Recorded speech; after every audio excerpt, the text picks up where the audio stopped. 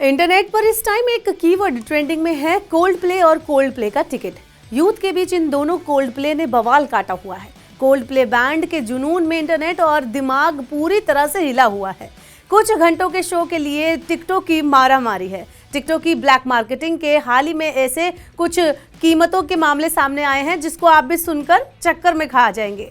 कीमतें हजारों से लेकर लाखों तक पहुंच गई हैं। जनवरी में होने वाले शो के लिए होटलों के किराए भी बढ़ गए हैं, यानी दीवानगी पूरे शबाब पर है। अगर आप भी अभी तक मेरी कही बातों को समझ नहीं पा रहे हैं तो आपको मैं बता दूं कि कोल्ड प्ले एक मशहूर ब्रिटिश बैंड है जिसका शो जनवरी में मुंबई में होने वाला है। शो की टिकटों की बुकिंग 22 सितंबर को दोपहर 12 बजे से शुरू हुई थी, लेकिन चंद ही मिनटों के अंदर पूरी टिकटें बिक गई। आप इमेजिन कीजिए कि लोगों के अंदर कितनी दीवानगी है। कुछ लोग जो बड़ी उम्मीदों के साथ टिकट सेलिंग प्लेटफॉर्म पर पहुंचे, मगर वहां लोगों की किस्मत ही दगा दे गई। हुआ ये कि एक साथ इतने लोग टिकट खरीदने लगे कि टिकट बेचने वाली वेबसाइट ही क्रैश हो गई। केवल 30 मिनट के अंदर ब्रिटिश रॉक बैंड के शो के सभी टिकट बिक गए। जिन खुशनसीब लोगों को टिकट नसीब हुए, अब वो टिकटों के सौदागर हो चुके हैं। इंटरनेट की दुनिया में कई वेबसाइट हैं जहां शो की टिकटों की रीसेलिंग होती है। इन वेबसाइट पर शो की टिकट्स की नीलामी लाखों में हो रही है। यही नहीं, कुछ लोग व्हाट्सएप ग्रुप या फिर कॉलेज के दोस्तों के बीच भी टिकटें बेच रहे हैं। मतलब इंटरनेट की दुनिया में जमकर बवाल कटा हुआ है। टिकट की इतनी मारामारी देखकर आयोजक भी हैरान है। पहले भारत में कोल्ड प्ले के 2 शो होने थे, लेकिन जब बवाल बढ़ा तो प्रशंसकों के घाव पर थोड़ा मरहम लगाने के लिए आयोजकों ने 2 की बजाय 3 शो करने का ऐलान कर दिया।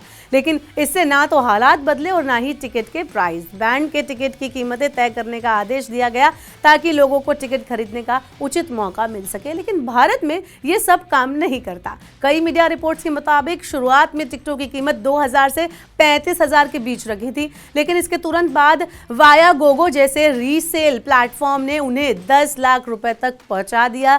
यहां तक उनको लिस्ट कर दिया। इन प्लेटफॉर्म पर 12,500 का टिकट 3.36 लाख रुपए।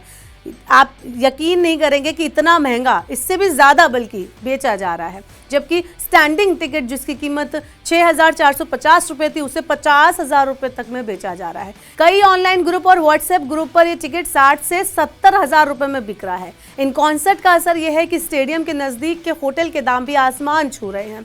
मीडिया रिपोर्ट्स की माने तो कुछ होटल्स के रेट इन 3 रातों के लिए 5 लाख रुपए को पार करके निकल गए हैं। इस कोल्ड प्ले कॉन्सर्ट ने मुंबई में हुए अब तक के सभी आयोजनों को पीछे छोड़ दिया है। कई होटल बुकिंग ऐप पर जानकारी मिल रही है कि होटल अभी से बुक हो गए हैं। अब मैं आपको बताती हूँ कि कोल्ड प्ले के नाम पर इतना बवाल क्यों हो रहा है।